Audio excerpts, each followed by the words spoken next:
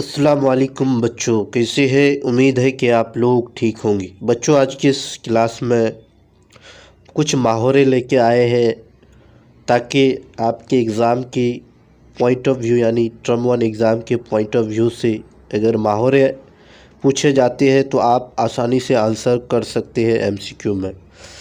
कुछ बच्चे का डिमांड था मुहावरे पे, इसीलिए इस वीडियो को बना रहे हैं ताकि आपको भी हेल्प मिले, साथ साथ जो कमेंट किया है उसको भी हेल्प मिले।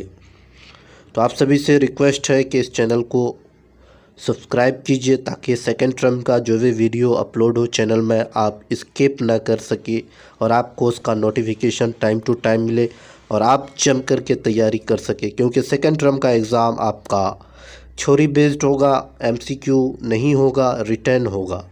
इसीलिए आपसे रिक्वेस्ट है कि चैनल को सब्सक्राइब करके रखिए। सेकंड टर्म का जो भी वीडियो चैनल में अपलोड होगा आपको उसका update notification time to time मिलता रहेगा।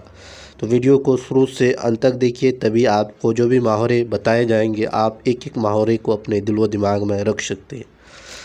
तो क्लास को शुरू करते हैं। सबसे पहला मुहावरे क्या है इसको जानते हैं। बहुत दिन बाद नानी से मिलकर आंखें भर आए। जुमले में इस्तेमाल किया गया मुहावरे को। हकीकत सामने आने पर बगले झांकने लगे। आपसे मिलकर दिल बाग बाग हो गया। तीन मुहावरे को तीन जुमले में इस्तेमाल किया गया है।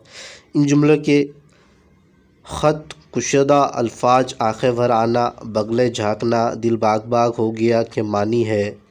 सबसे पहला आपका आंखें भर आना रंजीदा होना, उसके बाद बगले झांकना शर्मिंदा होना, इसका मीनिंग होता है।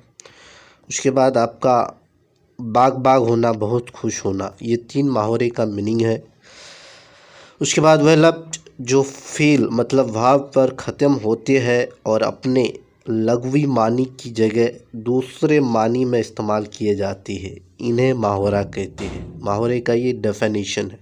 वह लफ्ज़ जो फ़ील मतलब भाव पर ख़त्म होते हैं और अपने लघवी मानी की जगह दूसरी मानी में इस्तेमाल किए जाते हैं, उन्हें ही मुहावरा कहते हैं।